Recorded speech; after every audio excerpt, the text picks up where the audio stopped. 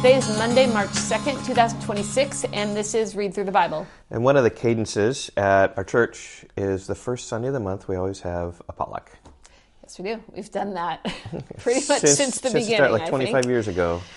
And and so this week... So the theme was many ways to taco. Yeah. And I heard a lot of people say that it was probably their favorite theme. So we have a different theme each month. So. What I appreciated was you made taco salad with like Doritos and Western salad dressing was my favorite. I had a lot of that actually. So. Well, good. Okay, so we are reading back in 2 Chronicles, and again, just to align you with what 1st and 2 Chronicles are about, this is written to the exiles, and we know that because at the end of 2 Chronicles, it includes some portions about the exiles going back into the land, exiled to Babylon, and it's written to them to help give them a vision for the throne and for the temple. Right, because they are coming back into Jerusalem and they are rebuilding their city, rebuilding their country, rebuilding their culture, rebuilding the temple, and they need to be reminded of their history and reminded that God blesses them when they obey, and that the temple and the throne are the most important parts of their identity. Yeah, and the most important thing also is Judah, the southern kingdom, was in exile, and so as the chronicler records the kings, he records mostly focusing upon the kings of Judah in the south. And so today we're going to look at Jotham in chapter 27 and Ahaz in chapter 28. So as you think even about writing down some kind of summary for these chapters, 2 Chronicles 27 is all about Jotham. Like you could just put Jotham down there, that'd be fine, at least you have a name.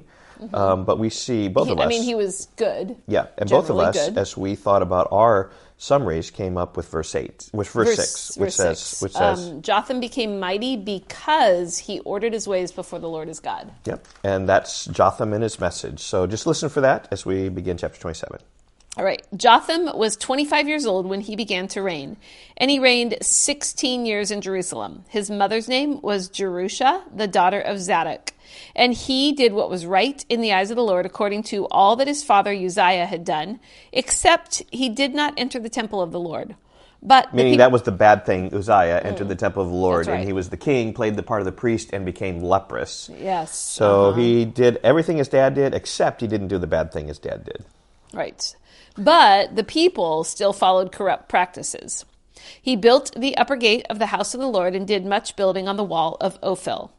Moreover, he built cities in the hill country of Judah and forts and towers on the wooded hills.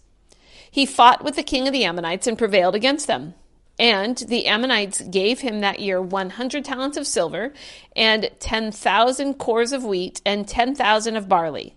The Ammonites paid him the same amount in the 2nd and 3rd years. Okay, here comes verse 6. So Jotham became mighty because he ordered his ways before the Lord his God. And I think just that's a point of application to us as well. Is like we just need to order our ways before the Lord our God and trust that in right time God will make us mighty. Well, and I think that is a big part of the lesson of what the author of 1st and 2nd Chronicles wants to get across. Yep. Verse 7, Now the rest of the acts of Jotham and all his wars and his ways, behold, they are written in the book of the kings of Israel and Judah. He was 25 years old when he began to reign, and he reigned 16 years in Jerusalem. He died pretty young.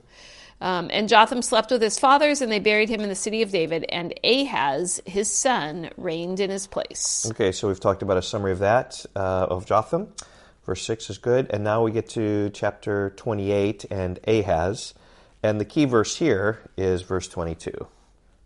In the time of his distress, he became yet more faithless to the Lord, this same King Ahaz. Yep. So if you want to summarize his life, you could put that right there. And I find Ahaz, he's a bad king. Just like Ahab in Israel was bad, Ahaz in Judah is also bad. So you can just listen for the things that he did bad. Okay, so here we start like this, chapter 28. Ahaz was 20 years old when he began to reign, and he also reigned 16 years in Jerusalem. He did not do what was right in the eyes of the Lord, as his father David had done, or as his father Jotham had done, or as his grandfather Uzziah had done. But he walked in the ways of the kings of Israel. He even made metal images for the Baals, and he made offerings in the valley of the son of Hinnom, and burned his sons as an offering according to the abominations of the nations whom the Lord drove out before the people of Israel. And he sacrificed and made offerings on the high places and on the hills and under every green tree.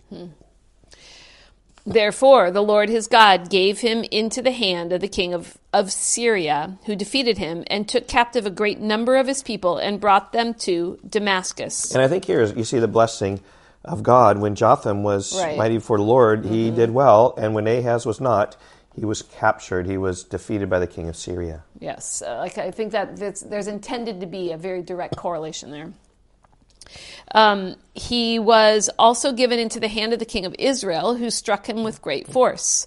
For Pekah, the son of Remaliah, killed 120,000 from Judah in one day, all of them men of valor, because they had forsaken the Lord, the God of their fathers. Yep. There's that point again. Yep. And Zikri, a mighty man of Ephraim, killed Maaseiah, the king's son, and Azrikam, the commander of the palace, and Elkanah, the next in authority to the king.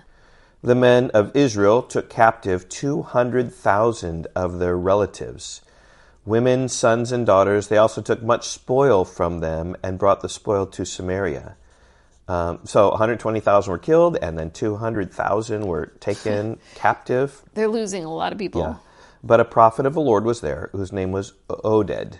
And he went out to meet the army that came to Samaria and said to them, Behold, because the Lord, the God of your fathers, was angry with Judah, he gave them into your hand. But you have killed them in a rage that has reached up to heaven. And now you intend to subjugate the people of Judah and Jerusalem, male and female, as your slaves? Have you not sins of your own against the Lord your God? Now hear me, and send back the captives from your relatives whom you have taken, for the fierce wrath of the Lord is upon you. Certain chiefs also of the men of Ephraim, Azariah the son of Johanan, Berechiah the son of Meshillemoth, Jehizkiah the son of Shallum, and Amasa the son of Hadlai, stood up against those who were coming from the war, and said to them, You shall not bring the captives in here, for you propose to bring upon us guilt against the Lord, in addition to our present sins and guilt. For our guilt is already great, and there is fierce wrath against Israel.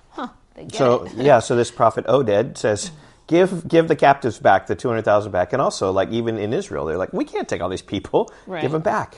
Right, because God's wrath will be on us. Yes, yeah. So the armed men left the captives and spoil before the princes and all the assembly. And the men who have been mentioned by name rose and took the captives, and with the spoil they clothed all who were naked among them. They clothed them, gave them sandals, provided them with food and drink, and anointed them, and carrying all the feeble among them on donkeys, they brought them to their kinsfolk at Jericho, the city of palm trees. Then they returned. The city of palm trees, remember when we were in Jericho? I just remember we seeing the camels and the palm trees. There were a lot of palm trees. Yeah, it was so. It felt like it was so far below sea level. I mean, it was just hot and yeah, it's very hot there. And then they returned to Samaria, which was the capital of Israel. Yeah. At that time, King Ahaz sent to the king of Assyria for help, for the Edomites had also again invaded and defeated Judah and carried away captives, and the Philistines had made raids on the cities in the Shephelah and the Negeb of Judah, and had taken Bethshemesh, Aijalon, Gederoth, Soko with its villages, Timnah with its villages, and Gimzo with its villages, and they settled there. For the Lord humbled Judah because of Ahaz, king of Israel, for he had made Judah act sinfully, and they had been very unfaithful to the Lord. So Tiglath-Pileser, king of Assyria, came against him and afflicted him instead of strengthening him. For Ahaz took a portion from the house of the Lord and the house of the king of the princes, and gave tribute to the king of Assyria, but it did not help him. And here's the verse, 22. Okay, verse 22. In the time of his distress, he became yet more faithless to the Lord, this same King Ahaz. Yep. King Ahaz, yet more faithless. For he sacrificed to the gods of Damascus that had defeated him, and said, Because the gods of the kings of Syria helped them, I will sacrifice to them that they may help me. But they were the ruin of him and of all Israel. And Ahaz gathered together the vessels of the house of God, and cut in pieces the vessels of the house of God. And he shut up the doors of the house of the Lord, and he made himself altars in every corner of Jerusalem. In every So it's city, like his idolatry is just increasing. yes, it's getting worse and worse. In every city of Judah, he made high places to make offerings to other gods, provoking to anger the Lord, the God of his fathers. Now the rest of the acts of and all his ways, from first to last, behold, they are written in the book of the kings of Judah and Israel. And Ahaz slept with his fathers, and they buried him in the city, in Jerusalem, for they did not bring him into the tombs of the kings of Israel. And Hezekiah, his son, reigned in his place. Hezekiah is a great king, and we will get to hear about him tomorrow. Right. Okay, we will see you then. Bye-bye. Bye.